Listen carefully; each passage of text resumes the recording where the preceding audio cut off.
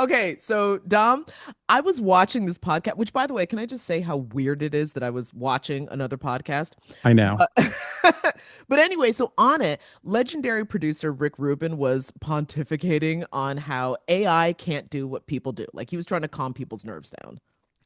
Oh, that's interesting. What do you say, Jenna? All right, so basically Rick's whole point was that AI can't it has reason, but it can't do what people do because as people, you and I and everyone else, we're unreasonable.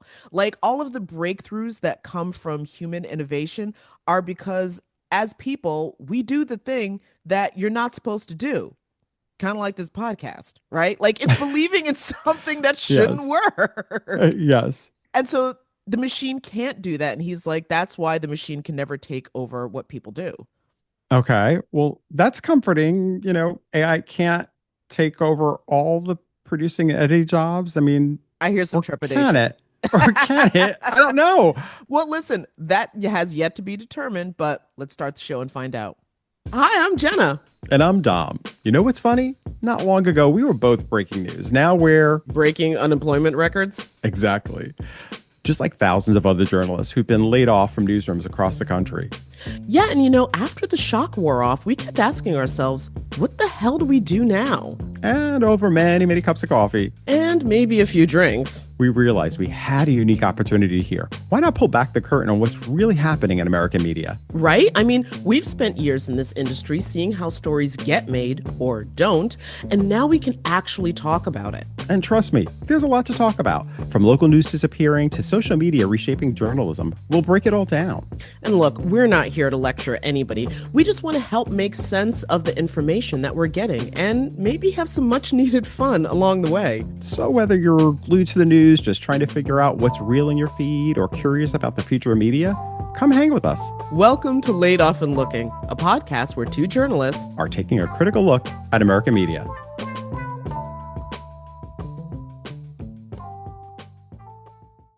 So, Jenna, what made you think of that Rick Rubin quote?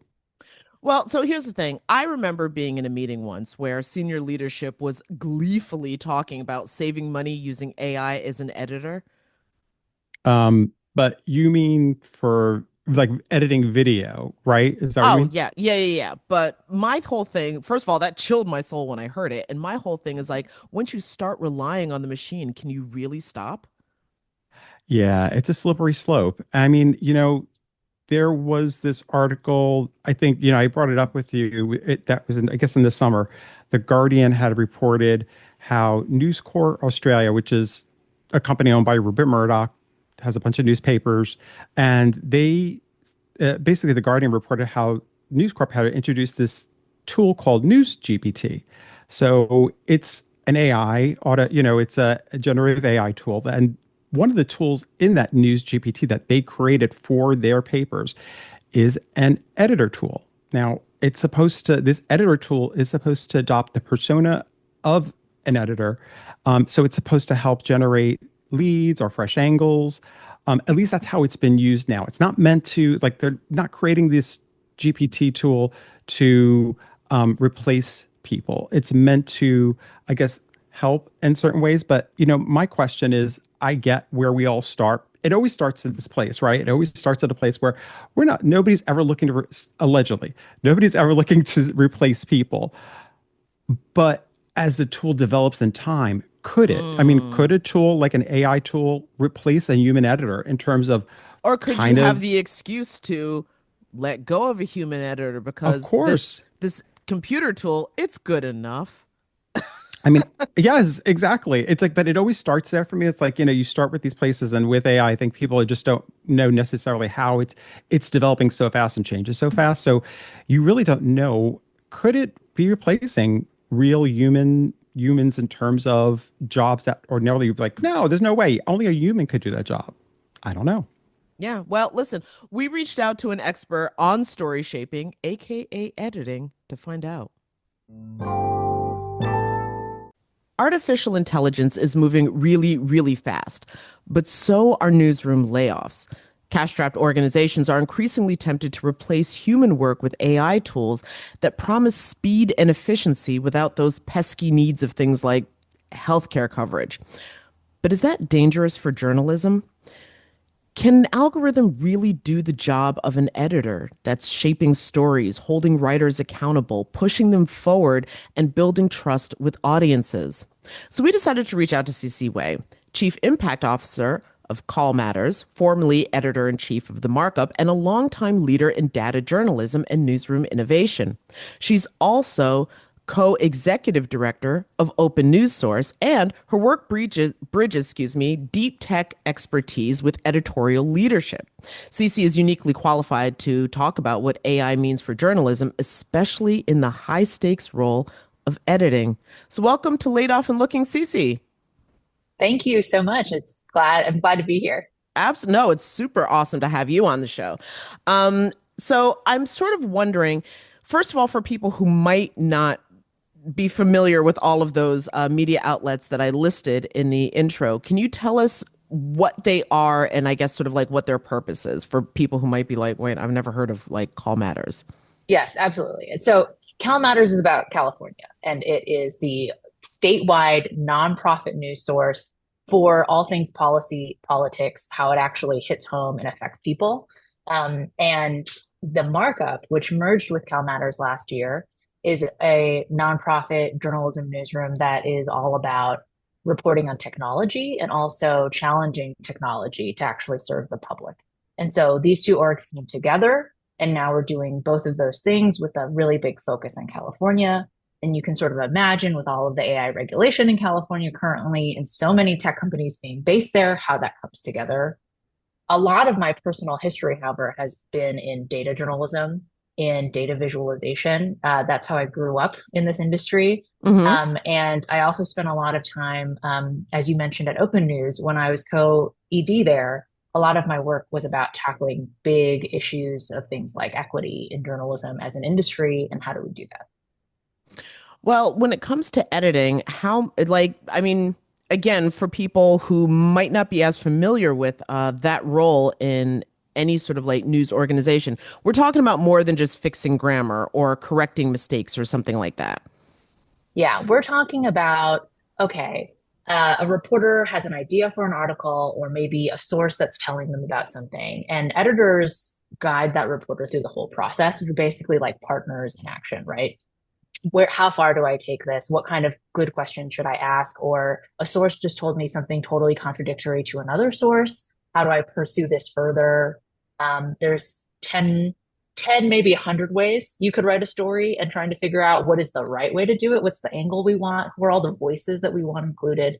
There's so many things that you do together. And an editor is really there with reporters at like all their critical moments and whenever they need help too. Of course, of course. Okay. So, one of the things, just to help contextualize the conversation that we're going to continue with, is how did your background, because again, talking about California and the role that, with Silicon Valley and everything, how did, I guess, did you see tech influencing journalism? Oh, yeah. Well, I mean, I think the influence of tech on journalism has been monumental for quite some time now. So in our history, and I mean, everybody who's been at least plugged into the internet in some way has been affected, and journalism especially so. So if you imagine, like, if I even skip things before the internet, like radio and TV, if you imagine how the internet changed how information moves, like who gets to be a gatekeeper of information anymore, Oh, right? yeah. Everyone can publish, Mhm. right? Like anyone can get information out there. They can also get misinformation out there. But it's no longer locked behind, do you have access to spending money to print a lot of physical pieces of paper and then deliver it to people, right? It's just instant.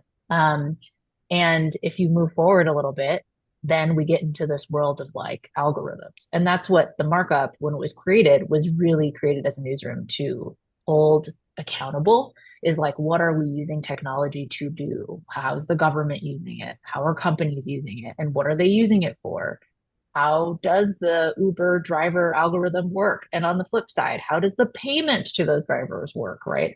So there's already all these changes. And then, of course, artificial intelligence arrives on the scene. And as you've talked about already, it's changing how a lot of companies work. There's a lot of hype around it.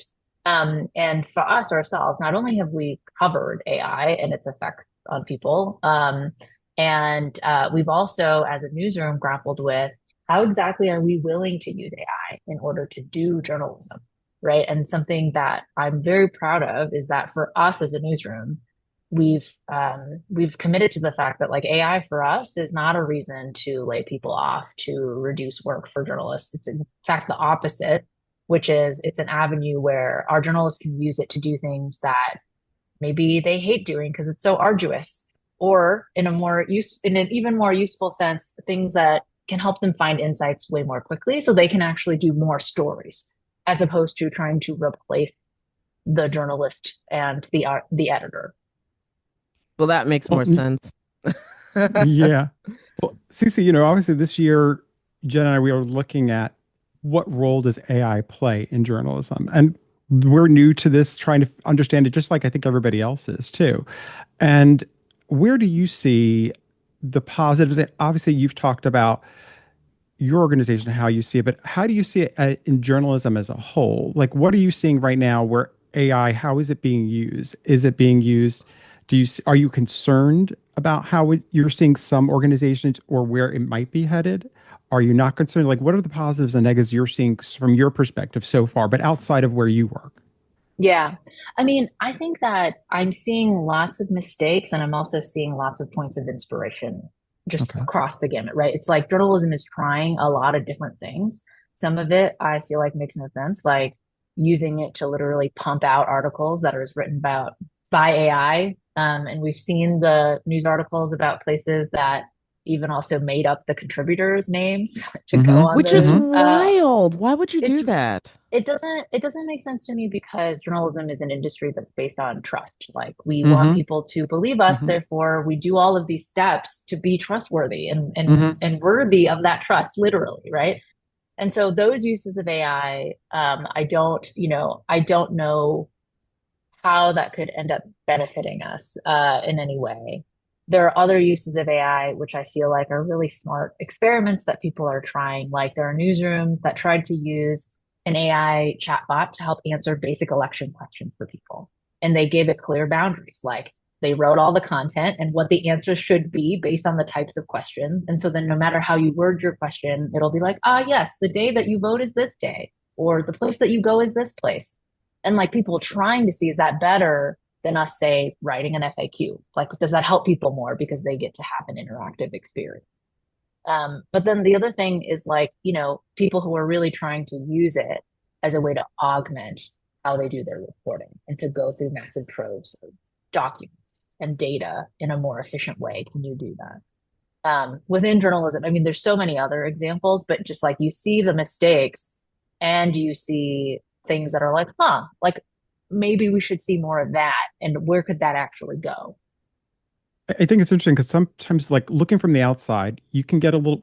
I mean, speaking as a journalist, like you get a little concerned because you say, "Wow, should I be more nervous about this?"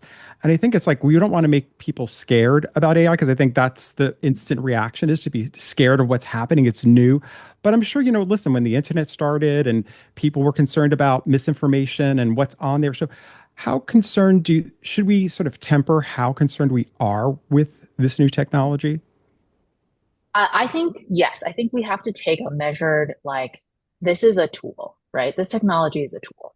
And you can easily exploit any tool to do bad things for society, like become a misinformation farm, right? Let's say you can use it to set up a website that looks legitimate and just has stuff you've made up, and you can now make up, troves and troves of that very quickly. On the flip side, you can also use a tool to do constructive, helpful things. And you can use it to say, parse every single thing that the legislature has said and try to pull out what's contradictory or what's interesting or what could I write a story about.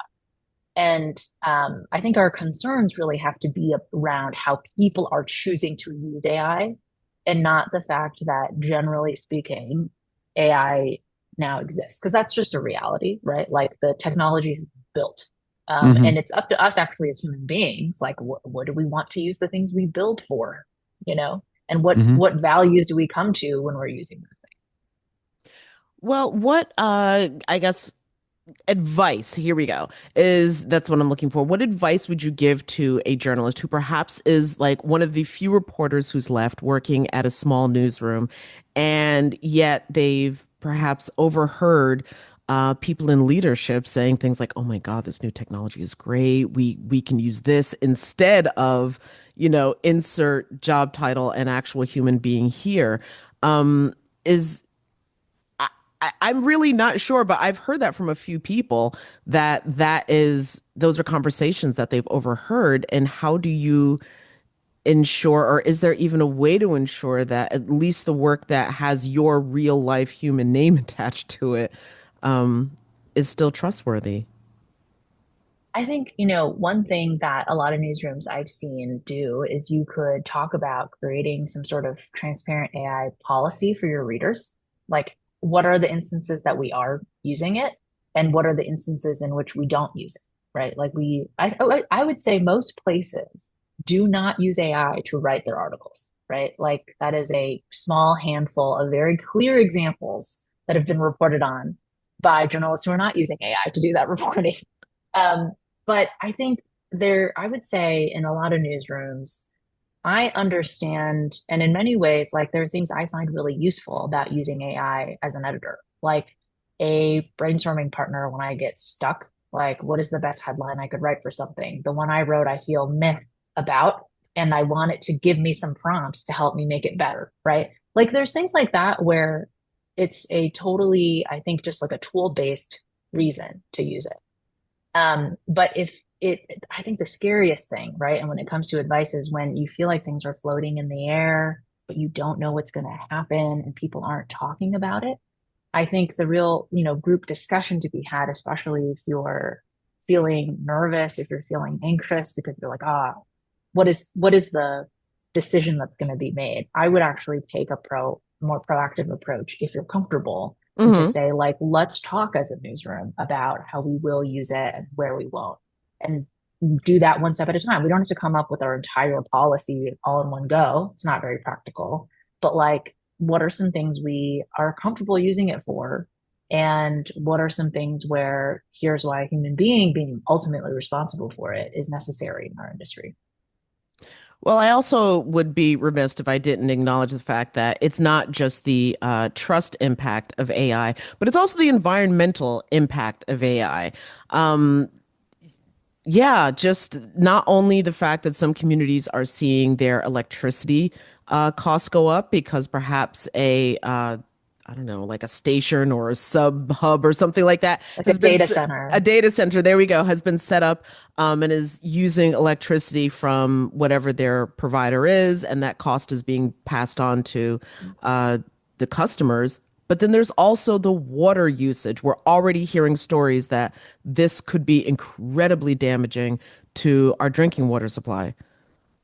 Yeah, this is something that our engineers and myself, we grapple with a lot. Like, how do you responsibly use a piece of technology that is currently very energy hungry and has all of these effects on communities based on what the companies themselves, or the companies that are building these tools are choosing to do and how they source their energy. And, the closest thing that we have found is that something that most people don't know is that you can use AI just on your laptop. You don't have to use it online. And so there are apps out there that you can easily find by doing a search that allow you to download little micro versions of these AI models and just put it on your computer so that it uses significantly less resources. But then it's also about the decisions that we make along the way. Like what makes sense to use AI for, and what do we have other tools for that are Hmm. readily going to help you with something, right? Like there are lots of tools we use in journalism and other industries to help you design your social media posts, or lay out your PowerPoint presentations and things like that. And I think it's like up to each of us there. It's like I don't want people to shy away from using it, because if we don't use it, we'll never learn how to use it well. But at the same time, like I'm not using it to do every little thing in my life because I don't need it to do that. And I would rather not have that energy expenditure. It's so interesting because I think that's something that, listen, when I use AI, when I experiment with it too, like I'm learning how to be a little bit more smarter in how I research with it, because I've learned also is like every time you think like, oh, I'll just follow up this question, like you're not really thinking it through because you just think, and that's, I guess that's really a big point is working smarter with it, but not necessarily being scared to use it, just learning how to ask smarter questions. And I guess as time goes on, because this is all still really new, we're still figuring this part out. How concerned are you with that being moving forward, the better we, I guess, the more integrated it gets into workplaces? How concerned would you be in terms of environmentally the kind of impact it can have? And what does that Yeah. really? Yeah, I think that's the biggest question mark for me is that I don't know where that's going, right? Like, are we going to enter a universe in which the energy use gets a lot more efficient, right? Or is it always going to be like the equivalent of a Hummer versus a, mid-sized car, Yes, right? yes, And like I think it's all TBD right now. Like we don't know because the technology is moving. So we know there's a huge gap right now, right? Like searching on Google is significantly fewer resources than searching on, say, ChatGPT. However, this technology is very new compared to other technologies. And we know that technology changes over time. And I feel like this is something I'm watching very closely for this reason. And I think it's also really important that people pay attention to these sort of effects of AI in their communities. And we see in different states people making decisions about whether or not they actually want to regulate, right? Like, do we want our customers to take on this cost? And there's people doing really good work in that space right now to really try to tackle that. And I'm watching that very closely too. Just to go back even a little bit to the editing side of how tools that are being used, AI being used. That there was an article in the Guardian like a month ago, and it was talking about Rupert Murdoch's Australian newspapers that were experimenting with their own in-house version of AI, and one of them had it was about an editor, and they kind of said that they were using it to similarly to like what you mentioned before. It's the that particular version that's an editor is meant to adopt a persona of an editor, but also help generate story leads and that kind of thing. But there are, of course, like with anything, we all get concerned. Like people say that, and they said that they're not looking to replace positions. Like I think the News Corp mentioned that they weren't looking to replace positions. It was meant to be a tool used with their employees. But we all know, we all get concerned when we hear big corporations starting to say, we're going to integrate this into everything we do. The concern is it's going to start eliminating jobs. How do you think it's possible for AI to replace a human editor at a news organization? Is that even possible at this point? I would say that it is not possible if what you want is quality journalism at the end of the day, right? Like that has to be your end goal. Uh, you can use the AI editor to do many things. You could use it to write a jokes blog. You know what I mean? Hmm. But like Hmm. if what you want is quality journalism, the things that you need, uh, ultimately, I mean, you go back to what happens when it gets something wrong. Who's responsible, right? Hmm. And like I don't know an editor who would be comfortable saying, well, the AI said it was fine. You know, like that's not that is not something that anybody I know in journalism would be comfortable with. And so like that's the core of it, right? Our goal is different than just putting words and pictures and video on the internet. We have a very specific goal, which is we're reporting on new information or information that like is not yet reported or needs to be reported live. And we want it to be quality. We want it to be like something that makes sense to people, not just like Hmm. so and so said this the end, right? But we're trying Hmm. to like connect dots. We're trying to get different perspective, and to have an editor, play that role of like holding reporters accountable for their own work. Like you can't rely on AI to do that. You can rely on AI to do things like how could I phrase this better so that more people understand it? Give me some suggestions, right? Like there's lots of things that can help you improve on. But on that ultimate level of like, are we doing the work that we as journalists set out to do? And an editor's eye and helping you make sure that that's happening. Like that's not something that I would ever rely on a piece of technology to take responsibility for. Well, that's interesting because that reminds me of an interview that the infamous, famous producer Rick Rubin once did, and he was talking about, the role of AI and how that might impact music production. And he was like, honestly, it reflects what's already been done, but it's not forward thinking. It doesn't necessarily have a point of view. And that for him, the artists that he works with, that's the draw, is that they have a point of view. And from my experience, every time I've ever worked with an editor, they always were there to help me as a reporter shape, what was the narrative or the point of view that the story was going to have, and what is the new thing that I'm finding or that I'm looking for that I'm going to be presenting to the audience, which again, as you're sort of saying, if the machine only knows what's already been done, you're never going to get that anyway. Right. Right. It's not built for that, right? It's not built to actually create new information that is real information in the world. It's great at like creating uh like things out of putting words together, right? And I say it that way because that's fundamentally what it's actually doing. Is if you're working with a text chatbot, right? What it's Hmm. doing is drawing upon the, let's just say, bajillions of examples that it has in its bank of how sentences have been written, how the words get put together, in what order and why, right? And like, why is this pattern? The classic example is like, the dog was chasing the blank, right? And as human beings, we have a few guesses about what that could be. And AI just knows that the next word has a, say 32% likelihood of being squirrel and a 2% likelihood of being rock, right? Or something like that. And it's using this sort of conception of our language to put these words together. And it's using only historic information. It can't tell you the future. It can be a facsimile of a conversationalist. But in journalism, what we're looking for is actually, the next rough draft of history every single Yeah. time. And we're constantly bringing in new information to the world because we talk to somebody or we are live, witnessing something that we're reporting on. And so it's a different ball game in that area.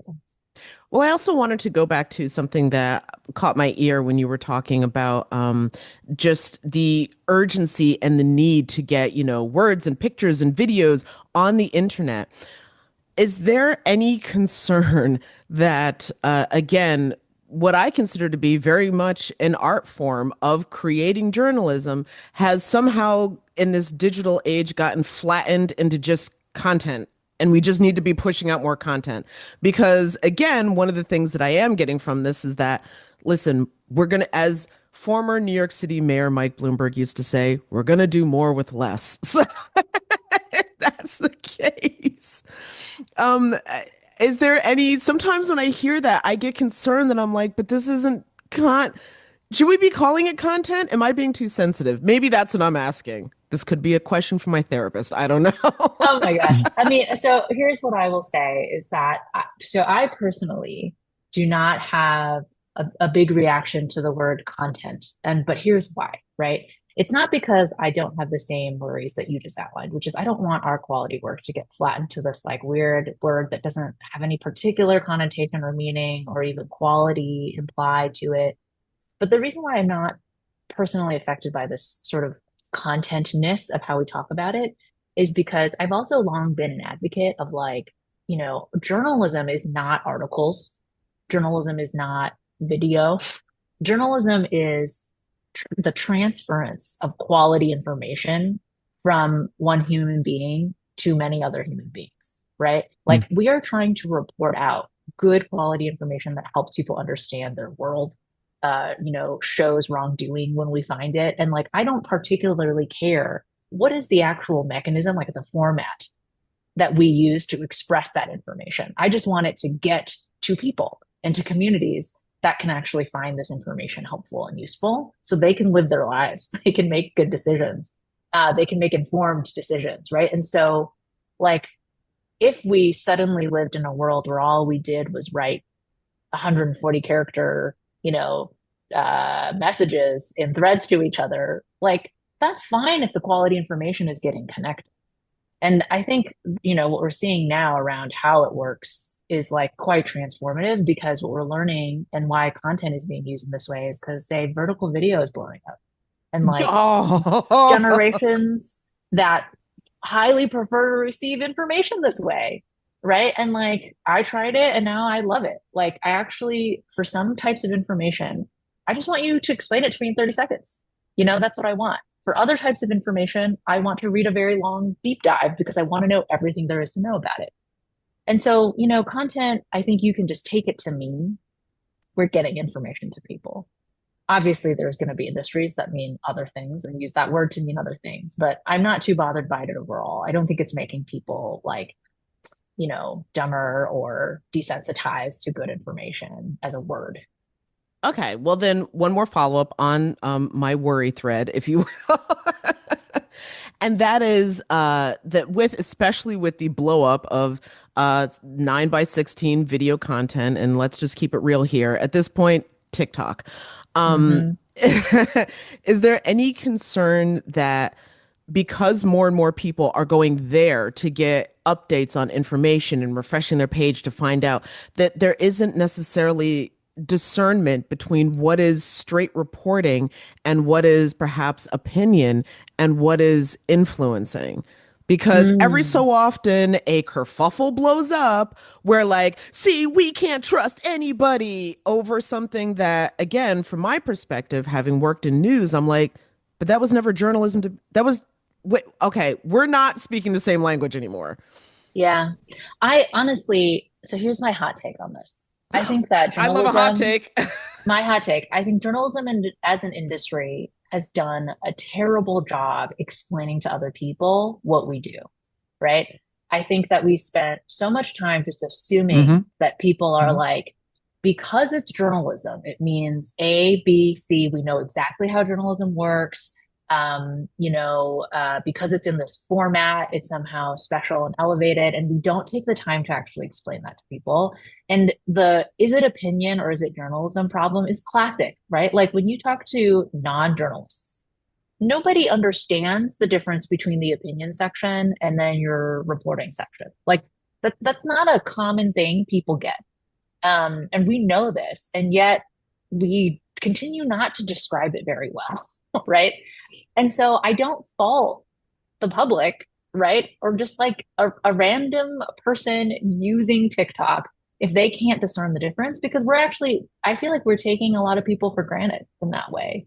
And so if entire new generations don't get it because they're not buying into the old artifacts that gave journalism prestige, like it's actually on us to be clear about, hey, I'm a reporter. I've covered this issue for 10 years and I particularly pay attention to this type of story. Here's what I found today. And to like do all the things we normally do, right? We cite our sources, we make clear attributions, but we have to do it in a way that's accessible to everybody. And we need to do it all the time. Like we can't do it once and be like, oh, they'll remember from that other video how this Hmm. works.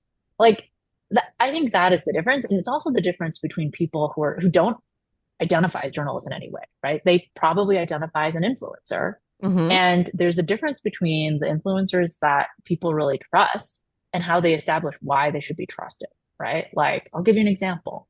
I follow a lot of cosmetic chemists on TikTok.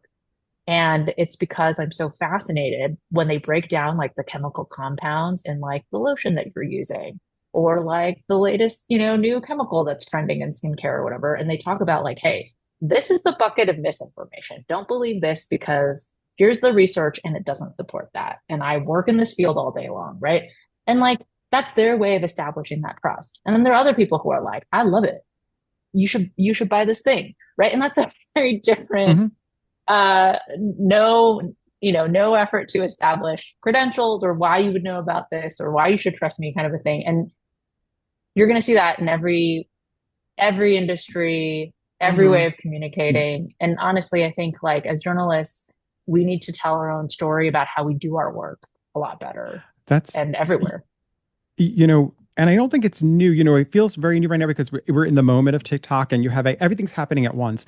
But if we look back, cable news did the exact same thing. When cable news came out, a lot of reporting on there is opinion. And you look at the prime time programs of all the cable news channels, they're opinion based. most of them, and therefore you kind of have this the audience is listening and like, oh wow, for like 20 years they were the ones who kind of controlled how the news. I mean, I worked in cable news, and I mean it was something that I know that fact based was, you really were kind of tied into, depending on your host you had, they were giving their opinion mixed with real fact-based news, but they are giving an opinion and they come from perspective, and that never really felt like it was, as you were saying, I don't think enough journalism has done a really good job of differentiating. This is opinion based. This is an opinion based program. We're not doing, everything kind of comes across as, well, did you hear what they just said?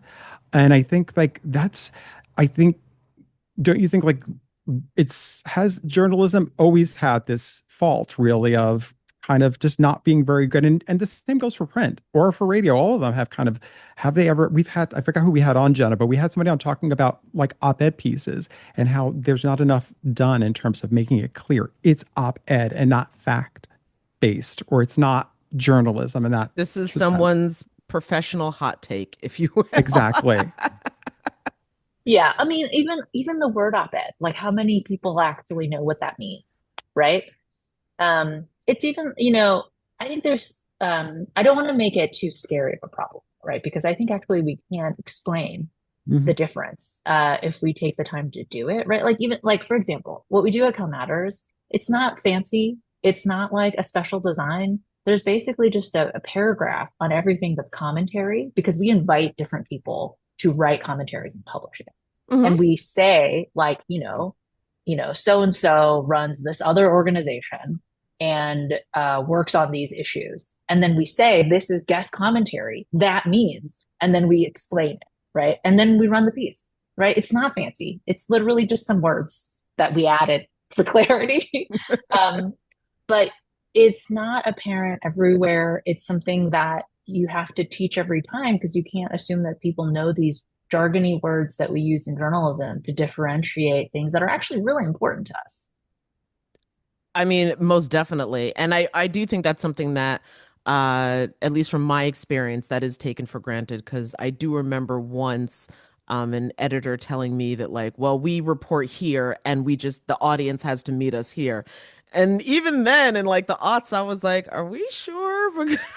But anyway, I want to move the conversation forward because I could keep circling this point. Um, when it comes to Cal Matters and the markup, excuse me, not plural.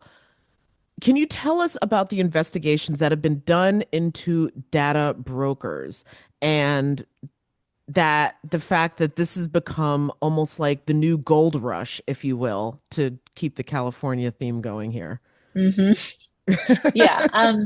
So we've done some pieces lately that we're looking at, data protection is really important to markup coverage and to privacy coverage overall because it is the digital currency that people are using. And the cost of it is sort of your individual information. And the reason why people want it is very simple, right? Is because they want to be able to better advertise to you, to help you, to help sell you things that you would want to buy. That is the good version of that. But what that means, right, is that like there's been a lot of regulation, especially in California, on how people's data can actually be bought and if your own right to say, I don't want my data to be included in this.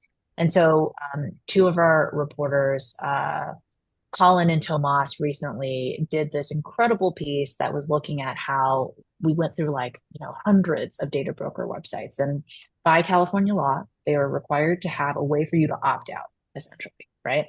And all of those sites, the opt out pages, we found multiple examples where companies were hiding that page from actually showing up in Google search. And so if you were to search for it, you just, how else do people find websites these days, right? Yeah. There's been a whole monopoly lawsuit around Google around this, in fact.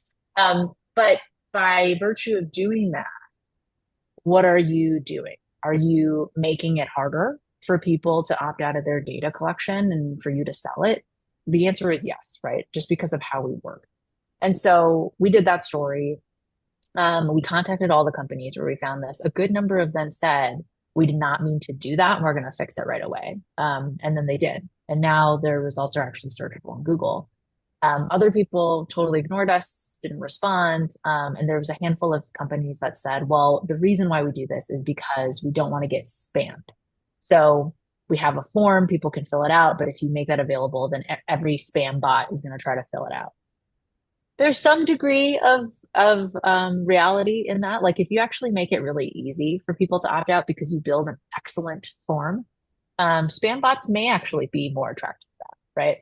But there are tons of pages where there was no form at all, just information, and it was being hidden from Google search.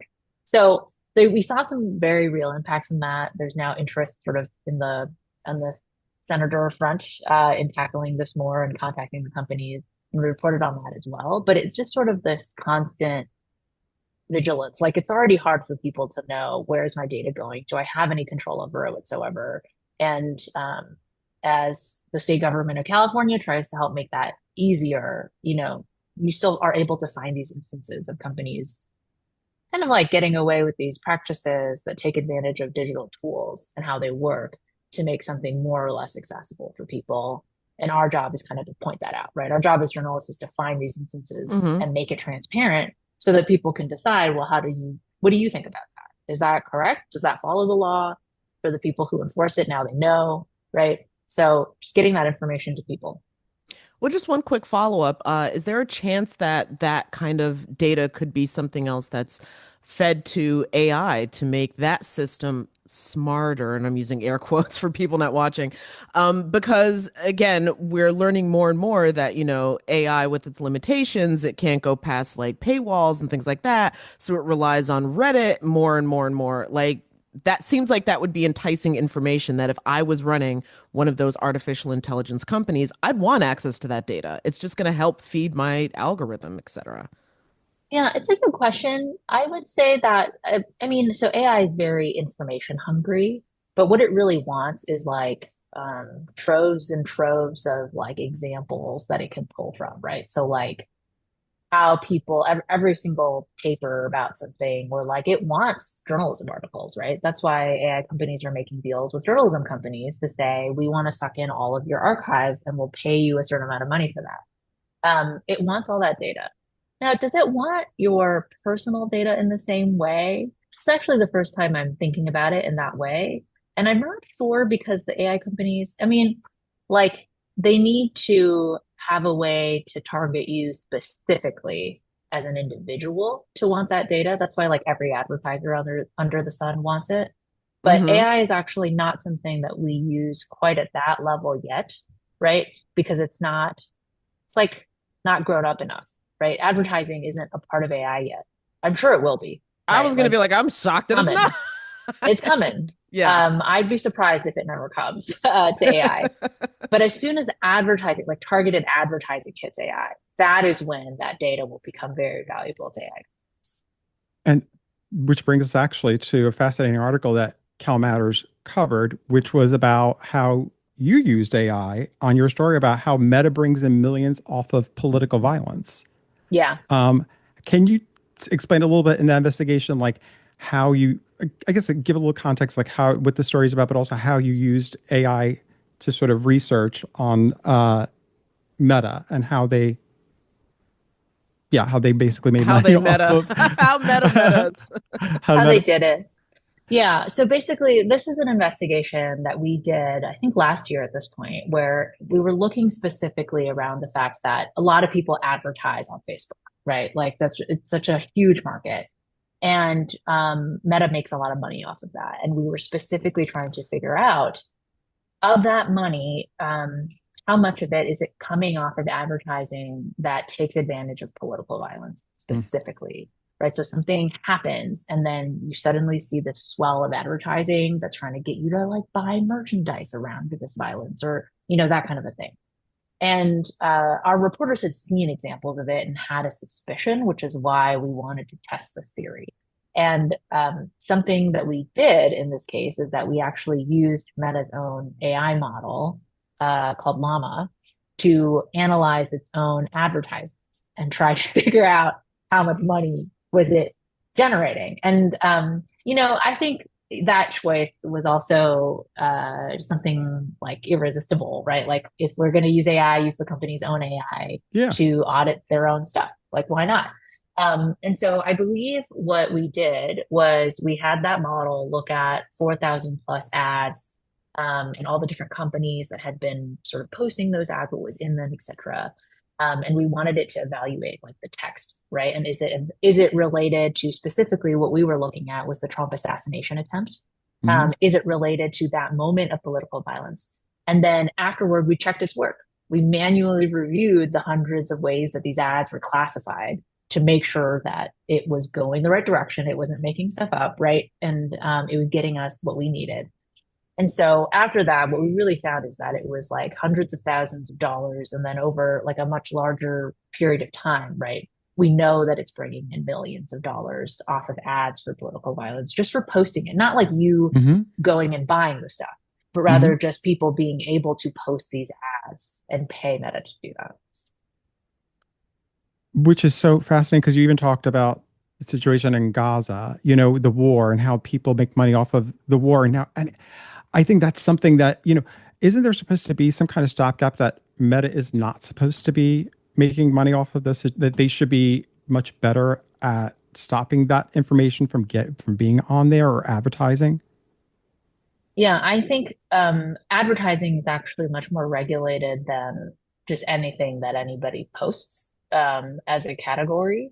But I also think that Hmm. this is something, yeah, well, it's because there's advertising laws generally, right? And so they get applied to Okay. advertising on a social media platform versus general Oh, posting is like okay. Because free I'm like, speech, right? yeah, okay, yeah. Wow. Yeah. But I think, the other thing is like what is and not allowed on social media platforms. We're seeing that change constantly, right? Like this is kind of up in the air right now in terms of what are they responsible for keeping on and off their platform, period. That benchmark has moved in the last couple of years. And also what are they pledging to keep on and off their platform? That also has moved in the last couple of years. So that's kind of a moving target. Okay. Well, I would be remiss if I didn't ask you about something that you had brought up to us that I thought was really, really cool. And that is the Digital Democracy Project. Tell us all about that because that is one of those things that I'm like, yes, technology, instead of like, oh, Jesus, technology. Yeah. I mean, this project, it's something that we're so incredibly proud of. Digital democracy, for folks who Rightfully have never so. heard of it. Just basically imagine this, right? We are sucking up the data from the state government, everything that a legislator votes on, how they voted on it, if they chose not to vote, how much money are they getting from funders and people who want to sway them one way or another. Exactly what did they say about every single issue on the assembly floor? Like we are basically processing hundreds of data streams into one central database about everything our representatives are actually doing. And then what we do with that data is try to find good stories that journalists should write about it. And we propagate that information to any journalist in California that wants it. We've trained so many different newsrooms. Dave Lesher, who sort of really founded this project, has personally traveled around California, gone into newsrooms, and taught journalists how to use it. Because there's the public side where, like anybody in the public, if you're curious about it, you can look up so many things about your local representative. But for journalists, this is the part where the way that we use technology to help journalism is that it is not possible for me as a human being to process all of this information. It's overwhelming. It's like literally Totally. impossible, right? What it does is it uses signals that we have told it. Like when somebody votes against a major donor, that could be a story, for example. And it's checking hundreds of these rules that we've taught it over time so that every day it can surface, hey, this might be a story you're interested in. Here's the data I pulled up on it from the database. And then it allows our reporters to go out there and follow up on it, decide if it's a story, and then write about it if it is. And the most incredible one that it caught, which I think is really of note because as someone who grew up in data journalism, like this is something that I know would take a really long time to figure out. The idea was there was a tip that our technology had brought up to our reporters that was like, hey, it sounds like a lot of people, a lot of bills are dying because nobody is voting, and not because they voted no. It's because they're just not voting at all. And our reporter looked into it. It was an explosive story. There were really popular bills that died this way. And it had this sort of monumental effect when it came out because it was the first time really that someone had done an investigation in which legislators are choosing not to vote in, especially in a place like California, where it's a hugely dominated by a single political party. And there was like all of this chatter about it. We're still following up on it now, but there were so many moving stories about people who had found out that they had no idea that bills that they had advocated for, people who had traveled to the Capitol to really talk about these bills and why it was important to them, to find out only that it did not pass because their legislators weren't willing to vote one way or another. It was a really powerful piece of journalism. Oh And that my God. was a tip we got from Digital Democracy, the database, right? And we're hoping that it just democratizes everybody's ability to report on their elected leaders. Is this something that could scale across the country? And when I say across the country, I mean, yes, everybody, there's this. I'm not sure if you've seen this meme, but it's super infamous, at least in my local news world. And it's of that guy who's walking with his girlfriend, turning around, checking out the hotter chick. Oh, And the uh-huh. hotter chick Yes. is national politics, and the girlfriend is local politics. Ah. And Oh my my God. my it's so I'm sorry, that's very appropriate to me. I used to cover the State House in Albany, New York. And my question is this something because this could be so useful not just at the state level for different states, but like county government, et cetera, because so often, so many times when I would be in the field and I talk to people about local pieces of legislation, they had, we're not even talking, they had no idea, none about who and Hmm. what and all this. So is this something that you see spreading, perhaps? So I will say this, it is going to a second state, Mhm. launching any day now. Okay. I love a All stay right. tuned moment. And stay tuned. It could be coming to your state depending on where you live, but I'm being very mysterious about it.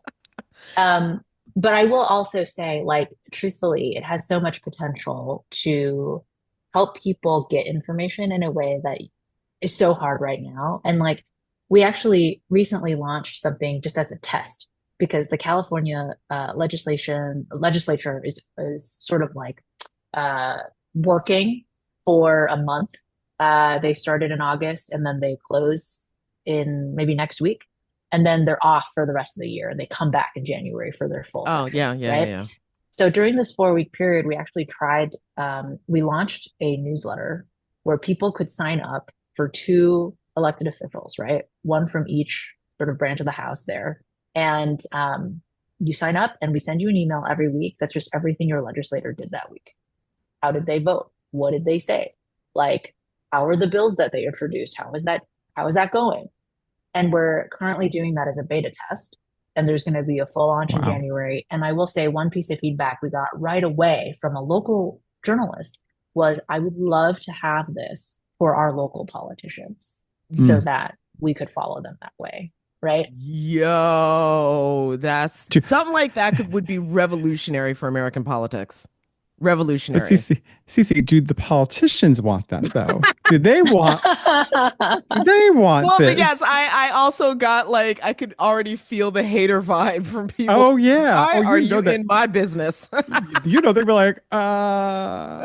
don't need to know about this. Nothing to see here. Mhm.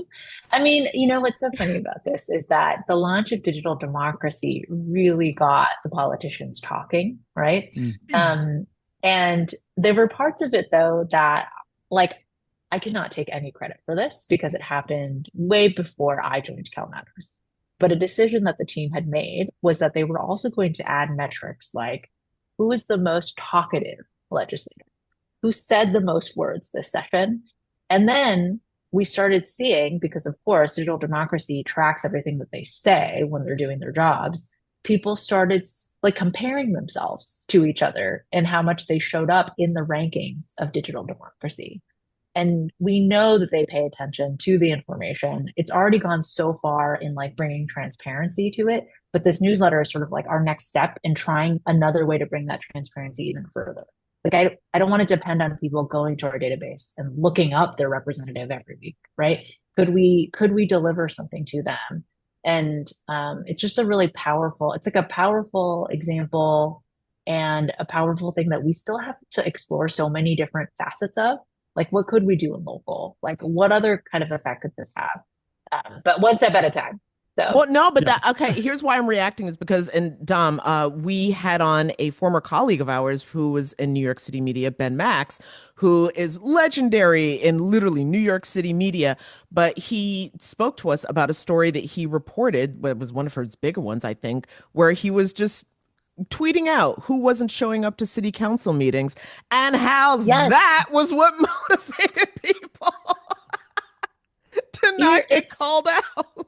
it's incredible how much that kind of transparency is able to Mhm. change behavior, right? Like just the fact that someone noticed and someone is going to record it. And like in many ways, that is fundamental to why CalMatters was even created in the first place. It's because newsrooms were pulling back the reporters from the state capitol. And so no one was writing about what they were doing, right? And we were like this, our founders were basically like, we can't let that happen. We absolutely need to have reporters there. And it's totally fine if everyone else uses our journalism. We just want to make sure there is someone there who's going to write that story. Who's going to say, this person took no action, right? Like it transparency makes such a difference. So I guess now looking, obviously we know who knows where this goes, but I guess if you doing your using your best judgment, 10 years from now, where do you see how AI and journalism, like how do you see that sort of, where do you see, how do you see it being used, or how do you see, um, where do you see it going in terms of how the technology is being used? And also, where does journalism stand with it? Yeah. Um, the closest that I can draw a parallel from is when I first got started in journalism, it was in data journalism. And it was this period where it was the like everybody needs to learn how to code period. If the two of you may remember Yeah. that Oh culturally, but I yeah. think it was going Yes. on everywhere, right? Not just journalism, right? Hmm. And I was always an advocate of like, if you are a journalist and you learn how to code, you open up new avenues available to you, right? Because you're able to call people out on things that you didn't have a sense of before. However, sources can also help you do that, right? So I would say, as I watched that journey over the last, 10, 15 years unfold, there's going to be a period, and I think we're in this period now of experimentation. Like we're trying to learn what to do and what not to do, right? And we're going to make a lot of mistakes. We're also going to try a lot of things that just go nowhere. And then there will be some things that will be like persistently helpful that we discover. Like if you think about how reporting back on live elections has changed over time and what we're capable of doing now and telling people on the internet when we do live election reporting is not possible before, right? And so there's going to be some things that persist that AI allows us to do that helps us so much, and we will continue to use it to do that. And then as it matures a little bit more, I think that is when you'll start to figure out, like, people always need to use it for everything, even though that's not the point, until so that they can learn exactly what it is that makes sense to use it for. And my hope, I would say, in 10 years for journalism is that we have actually a lot, like a much better common understanding of how can AI actually help us, and that we've done a lot of the exploration to sort of weed out the things where we can say, okay, like this is not it, right? And we are able to rule those things out and really focus on the places where it helps the journalism get better and therefore helps the public. So So, last question we ask all our guests is, what led you to this path of journalism? Like, what was your path here? yeah, so I actually came into journalism because my high school English teacher in ninth grade said to me, "Do you want to take a journalism class next year?" And it was because I loved writing, right? So I loved her class English, and I remember saying to her like, "I don't know, I don't like talking to strangers." And she had said to me, well, it's just a class. So if you don't like it, you just don't have to take the class anymore after it's done, right? And in my high school, you could take the class multiple times if you wanted to be on student paper. Lo and behold, I ended up taking the class multiple times because I loved it so much, even though there was a lot of things about journalism that was scary to me, including asking people I don't know very intensive questions. Like I remember the first time I interviewed our school principal about something that was slightly antagonistic. And I was like, how do I do this? It's extremely nervous. But as I started to get those experiences, I also made a lot of mistakes. I interviewed a lot of my friends about what they thought about whatever it was that I was writing about, which for those of you who are not in journalism, you are not allowed to do that. You cannot just interview your friends for your articles. Journalism 101, in fact. But I did that in high school because I was scared to talk to kids I didn't know, right? But that was the place to make all these mistakes, right? Mm-hmm. And then there was a moment where there were stories that I wrote that I remember feeling so important to get right, and also so important to get out there to my fellow classmates. And I really had that emotional moment where I was like, this could be something that is deeply meaningful to me, and I just feel it. I don't know that I could have said it like that when I was in high school, but I could feel it. And so I ultimately just couldn't stay away. At every decision point, I was like, you know what? I'll go to journalism school because I want to do that right now, And then my parents were like, don't go into journalism. Doesn't seem like a very profitable career path.